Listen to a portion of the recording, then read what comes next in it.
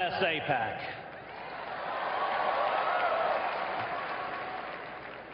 I'm thrilled to be here with you today, and let me say at the outset, perhaps to the surprise of a previous speaker, Palestine has not existed since 1948.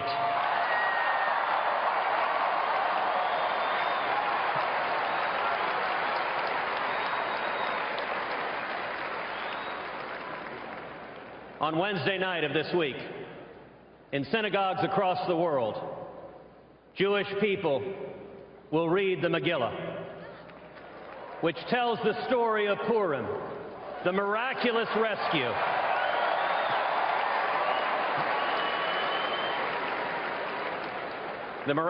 rescue of the Jewish people from the hands of a wicked Persian king.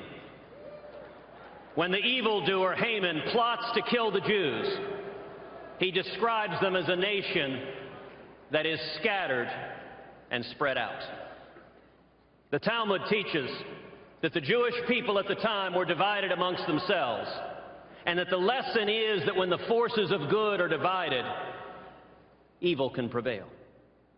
But when we come together in unity, together we can defeat tyrants.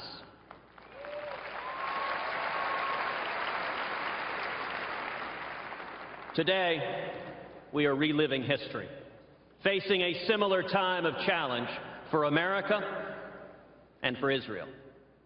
But today, I give you a word of hope. In the next few months, we will bring this country together, first by unifying the Republican Party, and then by reaching out and building a coalition of young people and Hispanics and African Americans and women and blue-collar workers and Jewish voters and Reagan Democrats.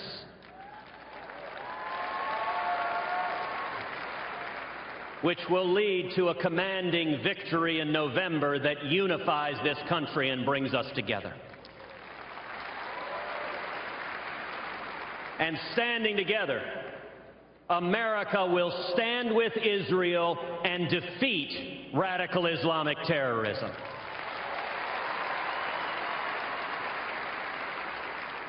I want to thank the delegates, the over 18,000 people here, the 4,000 young people, the leaders of the pro-Israel movement who are gathered here today. You will play a critical leadership role in making this happen, in bringing us together. Indeed, just today, my colleague Lindsey Graham very kindly hosted an event for me here, which should allay any doubts anyone might have that the God of Abraham, Isaac, and Jacob can still do miracles.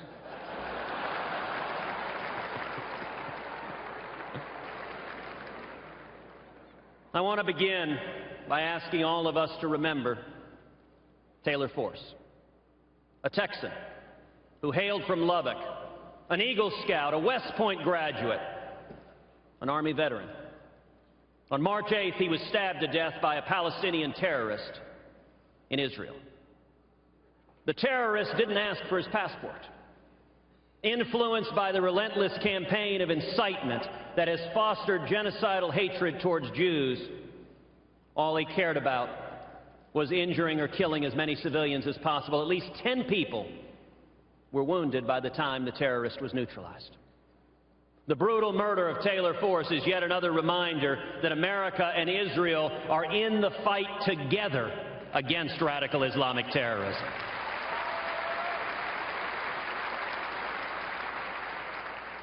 We need a president who will be a champion for America. And we need a president who will be a champion for Israel.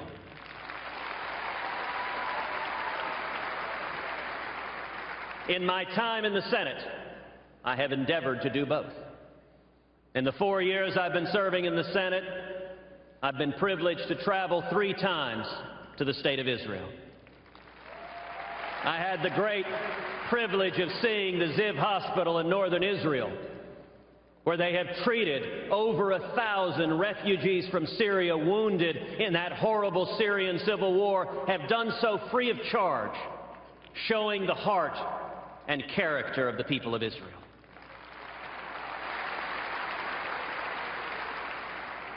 when the nation of Iran named as their ambassador to the United Nations Hamid Abu-Dhabi, a known terrorist who'd participated in holding Americans hostage in the late 1970s.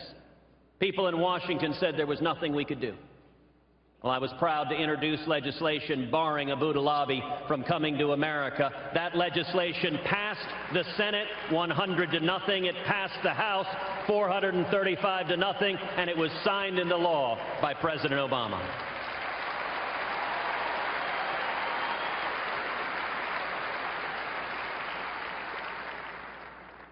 When Israel was facing relentless rocket attacks from Hamas, and the prayers of all of us and people across the world were with Israel, Prime Minister Netanyahu powerfully observed, we are using missile defense to protect our civilians, and they are using their civilians to protect their missiles.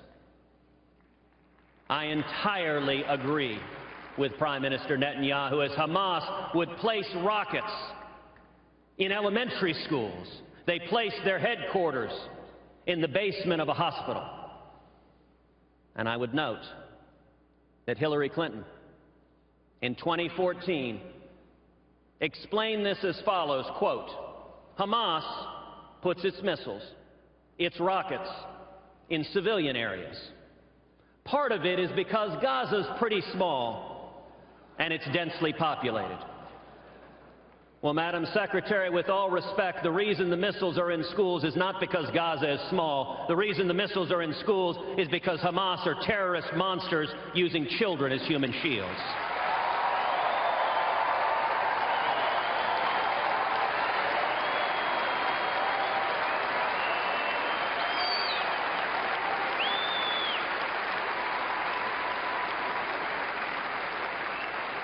And in response to this atrocity, I was proud to join with New York Democrat Kirsten Gillibrand in authoring a resolution condemning Hamas's use of human shields as a war crime, and that resolution passed both houses of Congress unanimously.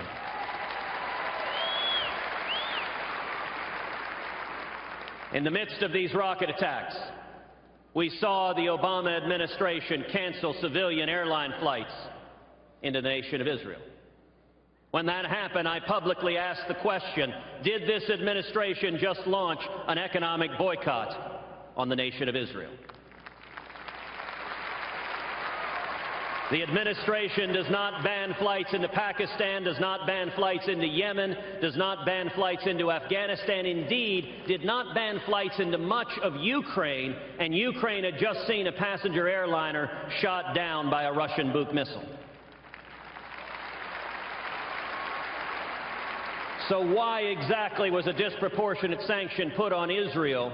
Because one rocket fell harmlessly a mile away from Ben Gurion Airport, one of the safest airports in the world. And why was that time to coincide with John Kerry arriving in the Middle East with $47 million for Gaza that would inevitably end up with Hamas terrorists? Well, when I asked that question, within hours the State Department was being asked, is this an economic boycott of Israel? The State Department said, that question is ridiculous, we refuse to answer. So I responded, fine, I will place a hold on every nominee to the State Department.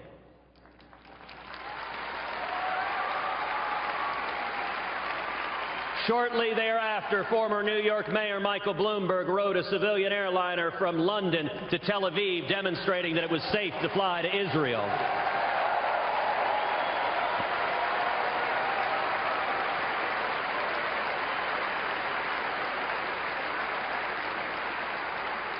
And as a result of Mayor Bloomberg's efforts and my efforts and that of millions of others, the heat and light and attention became too much on this administration, and within 36 hours, the administration lifted its ban on civilian air flights to Israel.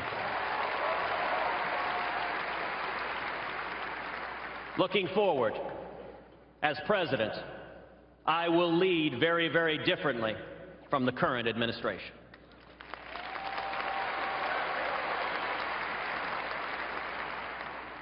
Imagine just a few years ago if I had come to an AIPAC conference and suggested that the Prime Minister of Israel was going to come to America, address a joint session of Congress, and he would be boycotted by the President of the United States, the Vice President of the United States, and every member of the Cabinet.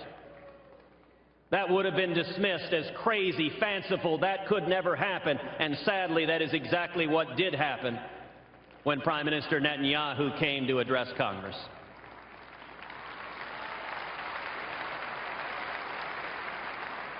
In a similar vein, my leading Republican opponent has promised that he, as president, would be neutral between Israel and the Palestinians. Well, let me be very, very clear. As president, I will not be neutral.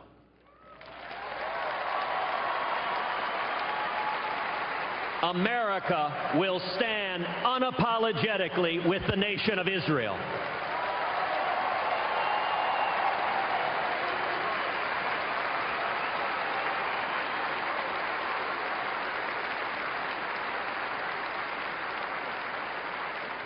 So what does that mean specifically? Let's start with today's Persian king, the nation of Iran.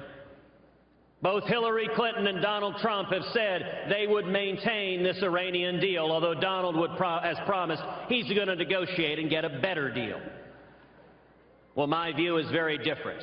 On the first day in office, I will rip this catastrophic Iranian nuclear deal to shreds.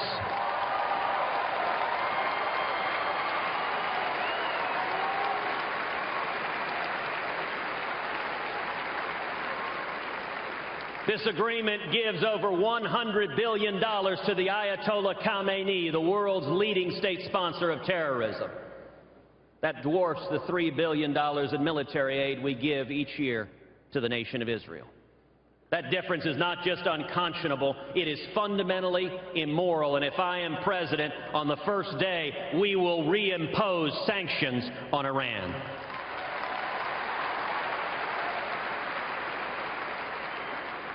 In a mockery of this Iranian nuclear deal, Iran has continued with missile tests, including launching a missile with the words printed on it in both Hebrew and Farsi. Israel should be wiped from the earth. Hear my words, Ayatollah Khamenei. If I am president and Iran launches a missile test, we will shoot that missile down.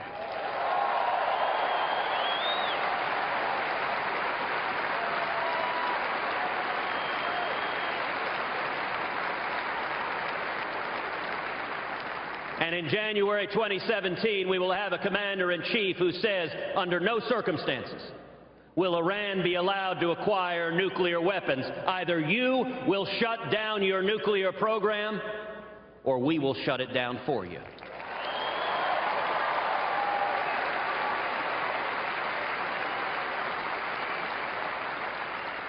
A year ago, when Prime Minister Netanyahu addressed Congress, I was honored to join the great Elie Wiesel on a panel discussion in the Senate about this disastrous Iranian deal.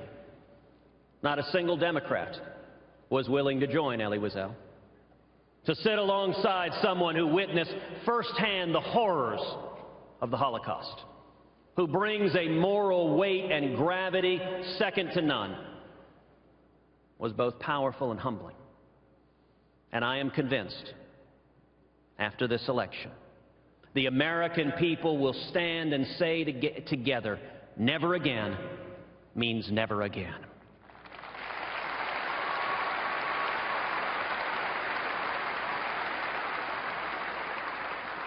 On my very first day in office, I will begin the process of moving the American embassy in Israel to Jerusalem, the once and eternal capital of Israel.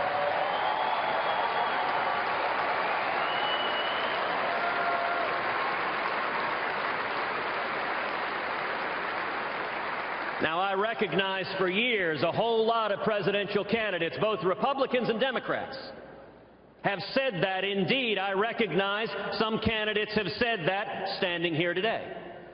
Here's the difference. I will do it.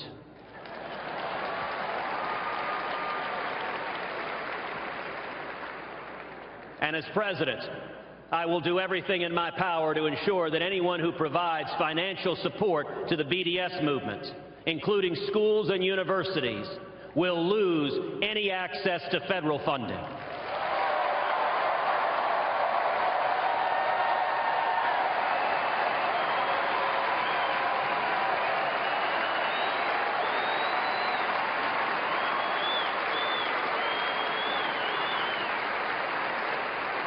And to the extent that they have engaged in illegal behavior, they will be prosecuted to the fullest extent of the law.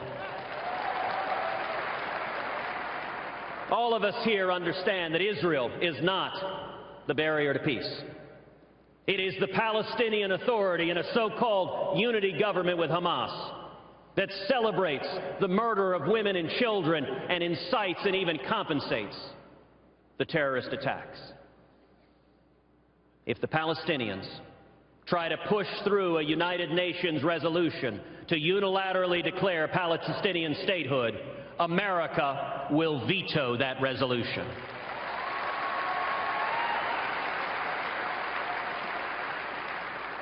Indeed, I tell you today, I will fly to New York to personally veto it myself.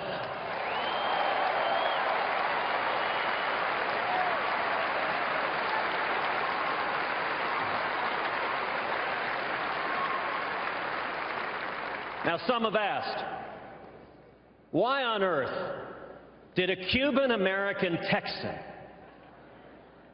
become one of the leading defenders of Israel in the United States Congress? Well, I would say there are several reasons. First of all, I understand that standing with Israel benefits America.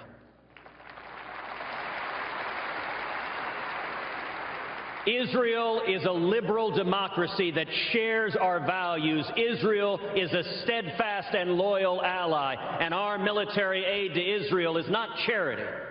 It is rather furthering the vital national security interests of the United States of America, whether it is missile defense from Iron Dome to David Sling, or whether it is intelligence and military cooperation. Israel provides an enormous benefit to keeping America safe and protecting us from radical Islamic terrorists.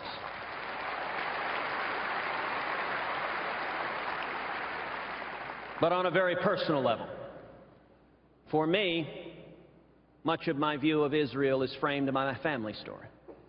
My father was born and raised in Cuba. As a kid, he fought in the Cuban Revolution. He was imprisoned. He was tortured. My father fled Cuba in 1957. When he came to America, he had nothing. He had $100 sewn into his underwear. And he washed dishes, making 50 cents an hour. He paid his way through school. He went on to start a small business. When I was a kid, my dad used to say to me over and over again, when I faced oppression in Cuba, I had a place to flee to. If we lose our freedom here, where do we go? And I will tell you, it is an incredible blessing to be the child of an immigrant who fled oppression and came to America seeking freedom. And there is one other nation on earth like the United States of America that was created as an oasis, as a beacon of hope to people who had faced oppression, had faced horrible murder and persecution. The nation of Israel, like America, is a beacon of light unto the world.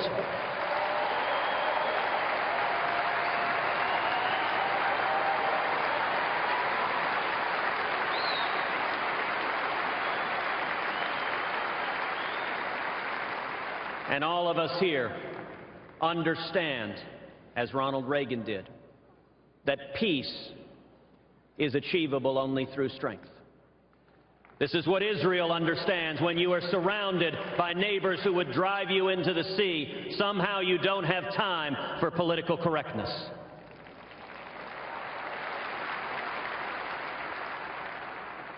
Weakness is provocative. Appeasement increases the chance of military conflict. Indeed, I believe this Iranian nuclear deal is Munich in 1938, and we risk once again catastrophic consequences to allowing a homicidal maniac to acquire the tools to murder millions.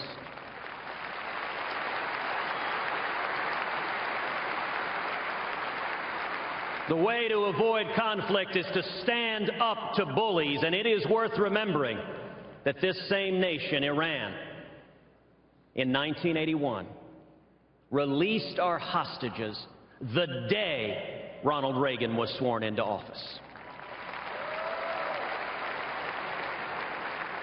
That is the difference a strong commander-in-chief can make, and together, standing as one, we can and will do it again. Thank you.